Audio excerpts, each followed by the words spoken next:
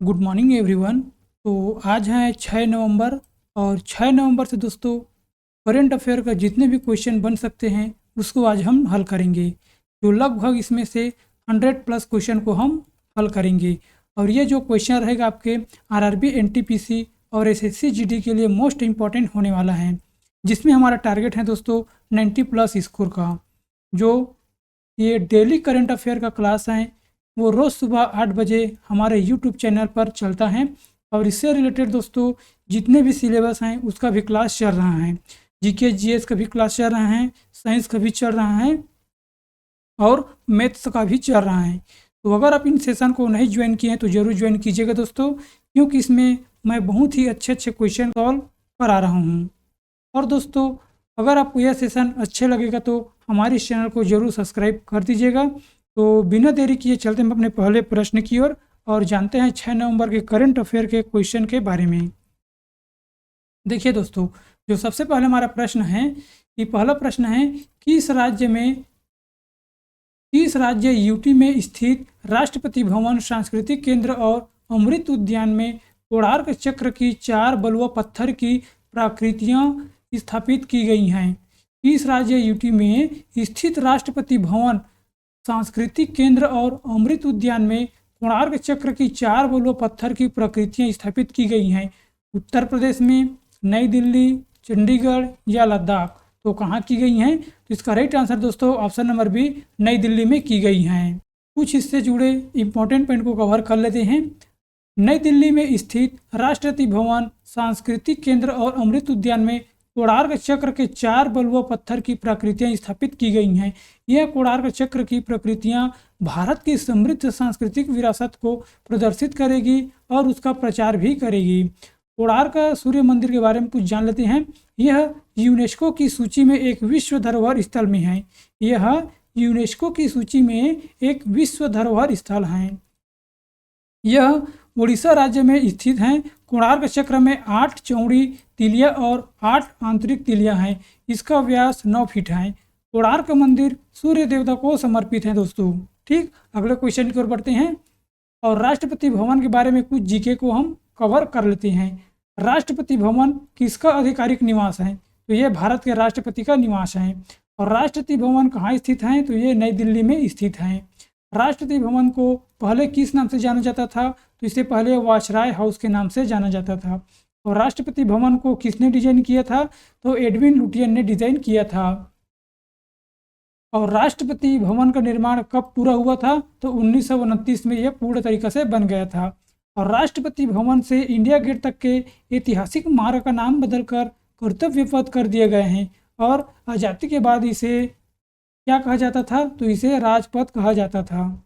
और भारत का पहला भूमिगत संग्रहालय नई दिल्ली में कहाँ पर जनता के लिए खोला गया था? तो यह राष्ट्रपति भवन में खोला गया था। नई दिल्ली में भारत के राष्ट्रपति के आधिकारिक निवास राष्ट्रपति भवन के प्रांगण में स्थित मुगल गार्डन हर वर्ष किन महीनों में जनता के लिए खुला रहता है? तो ये फरवरी और मार्च में खुला रहता है। गणतंत्र दिवस परेड कहाँ से शुरू होती हैं? तो राष्ट्रपति भवन से शुरू होती हैं। नेक्स्ट क्वेश्चन है, किस केंद्रीय मंत्री ने नागरिक पंजीकरण प्रणाली मोबाइल ऐप को लॉन्च किया है? किस केंद्रीय मंत्री ने नागरिक पंजीकरण प्रणाली मोबाइल ऐप को लॉन्च किया है? तो चिराग पासवान, अमित शाह, राजनाथ सिंह या पीयूष गोयल? तो इसका राइट आंसर दोस्तों option number B, Amit Shah ने किया है। तो इससे जुड़े कुछ पॉइंट को कवर कर लेते हैं। केंद्रीय गृह मंत्री अमित शाह ने नागरिक पंजीकरण प्रणाली मोबाइल एप्लीकेशन को लॉन्च किया है। यह एप्लीकेशन जन्म और मृत्यु पंजीकरण को सहज और परेशानी मुक्त बनाएगा। इस एप्लीकेशन से नागरिक किसी भी समय, किसी भी स्थान से और अपने राज्य की आधिकारिक भाषा में पंजीकृत कर सकेंगी। और जन्म और मृत्यु पंजीकरण अधिनियम 2023 के अनुसार 1 अक्टूबर 2023 से देश में होने वाली सभी जन्म और मृत्यु को केंद्र के पोर्टल के माध्यम से डिजिटल रूप में पंजीकृत किया जाएगा। और कुछ मोस्ट इम्पॉर्टेंट ऐप पोर्टल के बारे में जान लेते हैं। डिजी लॉकर ने सरकारी सेवाओं तक निर्बाध पहुंचाने के लिए किस ऐप के साथ साझेदारी की है? तो ये उमंग ऐप के साथ साझेदारी की है। किस मंत्रालय ने flood watch India 2.0 app launch किया है? तो केंद्रीय जल शक्ति मंत्रालय ने किया है। 3 नए आपराधिक कानूनों के लिए ई सक्षम, न्याय सेतु और न्याय श्रुति और ई शमन ऐप किसने लॉन्च किया है? तो ये अमित शाह ने किया है। किस राज्य के मुख्यमंत्री मोहन यादव ने लोकपथ मोबाइल ऐप लॉन्च किया है? तो ये मध्य प्रदेश की। यातायात निगरानी के लिए सिटीजन सेंटिनल ऐप किस राज्य ने लॉन्च किया है? तो ये केरल ने लॉन्च किया है। 3 नए आपराधिक कानून पर विस्तृत जानकारी प्रदान करने के लिए संज्ञान ऐप किसने लॉन्च किया है? तो ये रेलवे सुरक्षा बल के जो महानिदेशक मनोज यादव द्वारा इसके द्वारा किया गया है। भारतीय नागरिकों के लिए सुरक्षित और कानूनी प्रवास को बढ़ावा देने के लिए पुनर्निर्मित e migrate V 2.0 web portal और मोबाइल ऐप का उद्घाटन ऐप जयशंकर ने किया है। और ऐप एनसीआरबी आपराधिक कानूनों को संकलन किसने लॉन्च किया है? तो राष्ट्रीय अपराध रिकॉर्ड ब्यूरो एनसीआरबी की तरफ से किया गया है। साथ ही 2.0 पर्सनल फाइनेंस ऐप लॉन्च किए हैं, किसने किया है? भारतीय प्रतिभूति और विनिमय बोर्ड के द्वारा किया गया है, मतलब सेबी की तरफ से किया गया है। रिटेल इन्वेस्टर और अन्य चीज़ों को आसान बनाने के लिए प्रवाह portal RBI retailer direct mobile app launch किसने किया है? तो ये आरबीआई ने किया है। नेक्स्ट क्वेश्चन की ओर बढ़ते हैं। किस राज्य के स्पेशल टास्क फोर्स के 4 सदस्यों को केंद्रीय गृह मंत्री दक्षता पदक से सम्मानित किया गया है? किस राज्य के स्पेशल टास्क फोर्स के 4 सदस्यों को केंद्रीय गृह मंत्री दक्षता पदक से सम्मानित किए गए हैं? बिहार, उड़ीसा, असम या त्रिपुरा?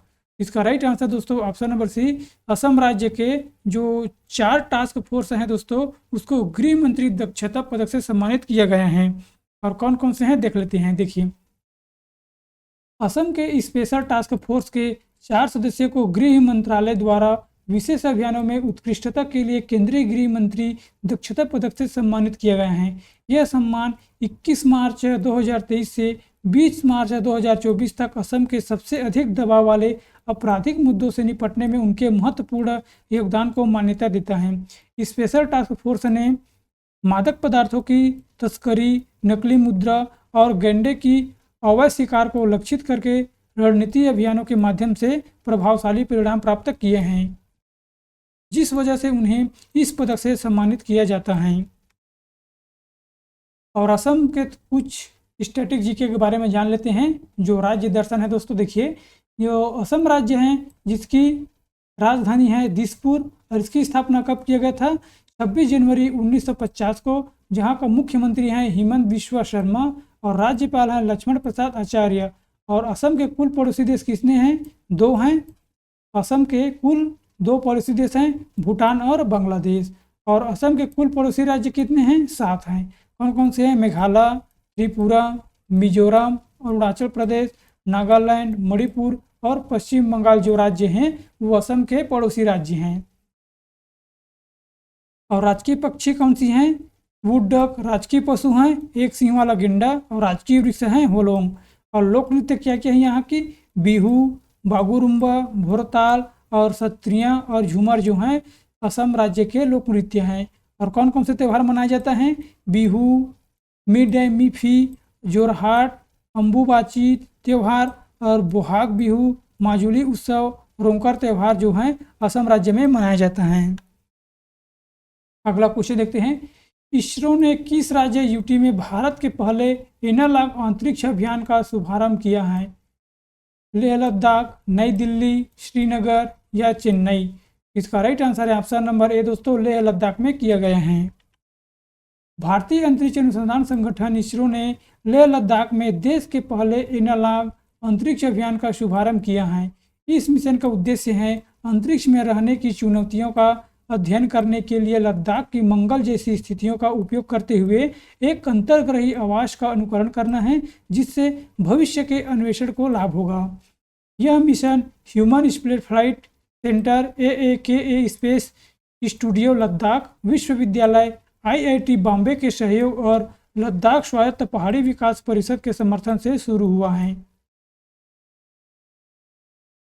और इसकी स्थापना दोस्तों 1969 में हुआ था। जो भारतीय अंतरिक्ष अनुसंधान संगठन मतलब इसरो की स्थापना 1969 में हुआ था। इसका मुख्यालय है बेंगलुरु जो कर्नाटक में स्थित है।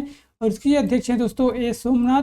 यह अंतरिक्ष विभाग के अधीन अंतरिक्ष एजेंसी हैं। यह भारत में अंतरिक्ष अनुसंधान और अन्वेषण गतिविधियों की योजना और क्रियान्वयन के लिए जिम्मेदार होते हैं।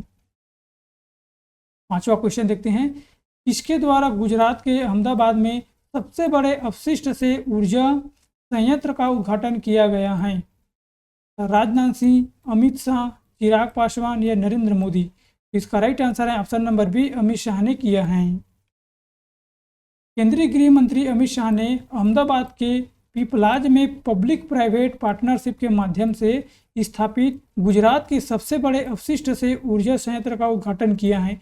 इसकी लागत 375 करोड़ रुपये है और यह संयंत्र गुजरात सरकार और जिंदल शहरी अपशिष्ट प्रबंधन कंपनी के सहयोग से बनाया गया है और यह प्रतिदिन 1000 मीट्रिक टन ठोस अपशिष्ट को संसाधित कर सकता है, जिसमें 15 मेगावाट तक बिजली पैदा हो सकती है।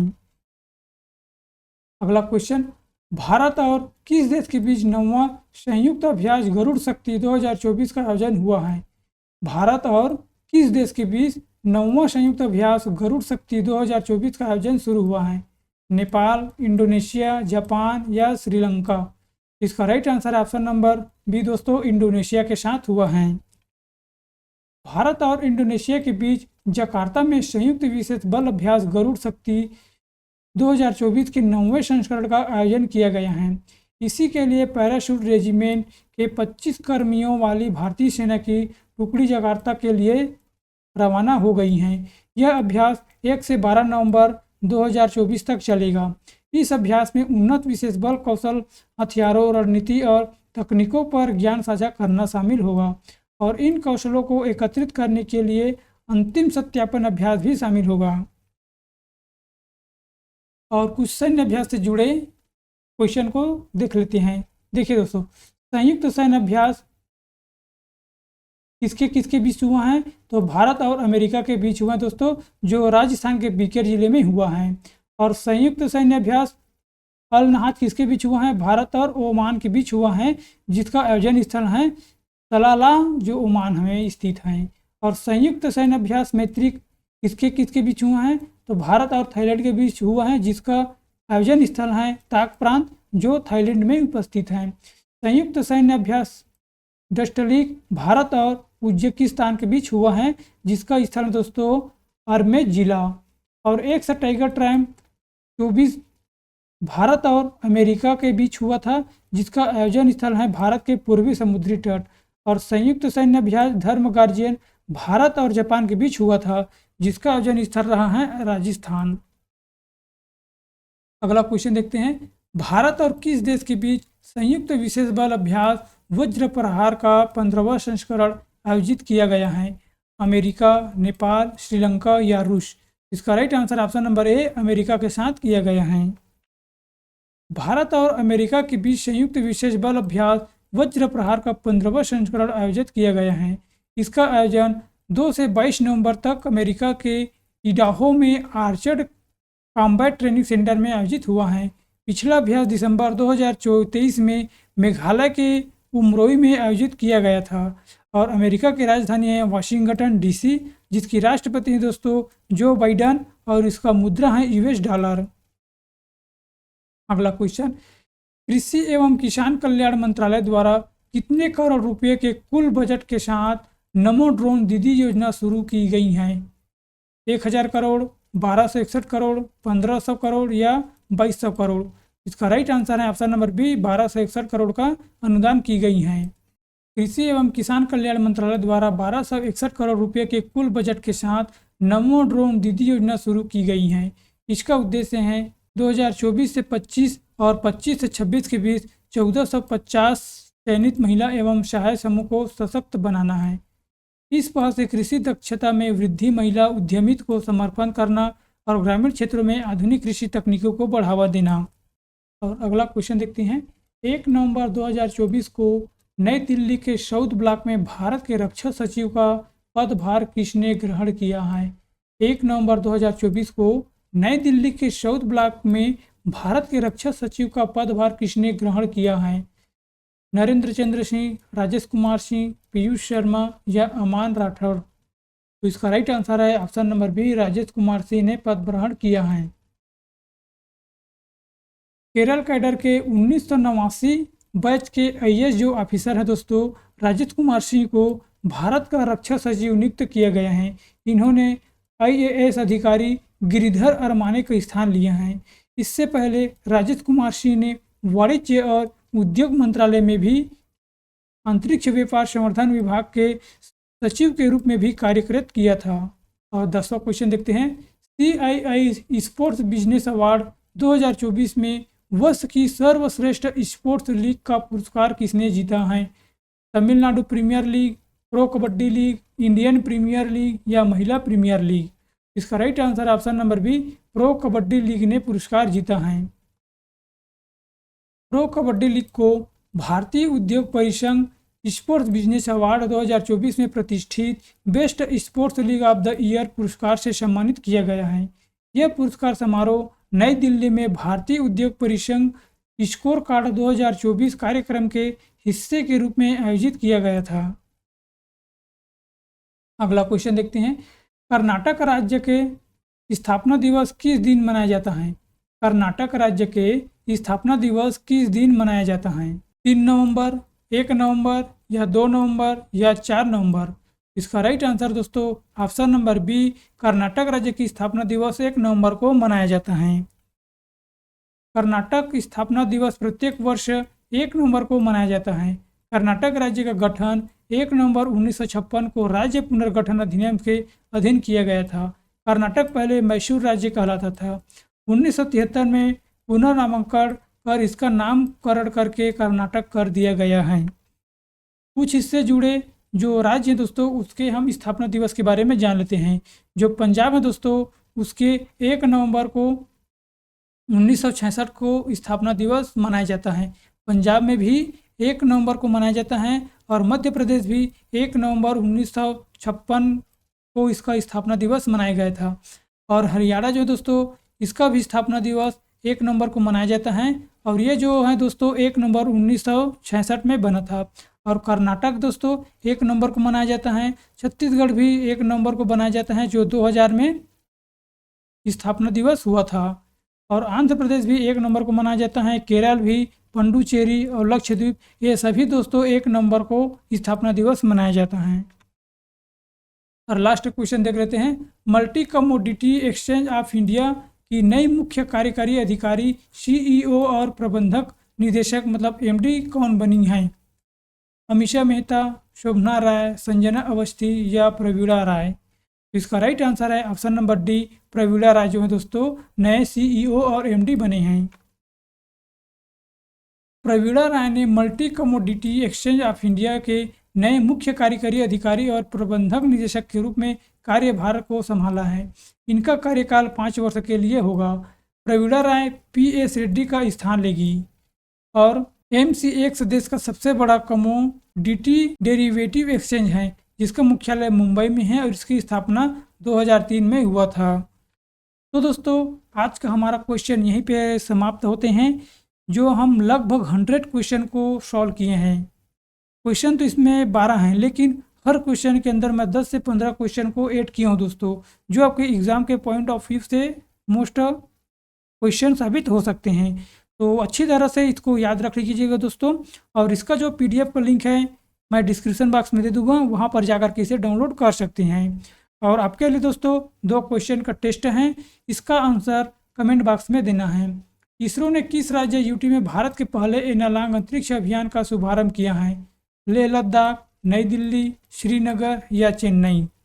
और दूसरा क्वेश्चन है, कर्नाटक राज्य की स्थापना दिवस किस दिन मनाया जाता है? 3 नवंबर, 1 नवंबर, 2 नवंबर या 4 नवंबर? तो इन दोनों क्वेश्चन का आंसर मेरे कमेंट बॉक्स में देना है दोस्तों। अगर आपको यह सेशन अच्छा लगा है दोस्तों तो ज़रूर हमारे चैनल को लाइक एंड सब्सक्राइब कर दीजिएगा ताकि मुझे भी मोटिवेशन मिलता रहे और आप लोगों के लिए नई नई क्वेश्चन लेकर आता रहूं। तो आज के लिए बस इतना ही, मिलते हैं अगले वीडियो पे। Thank you and so much.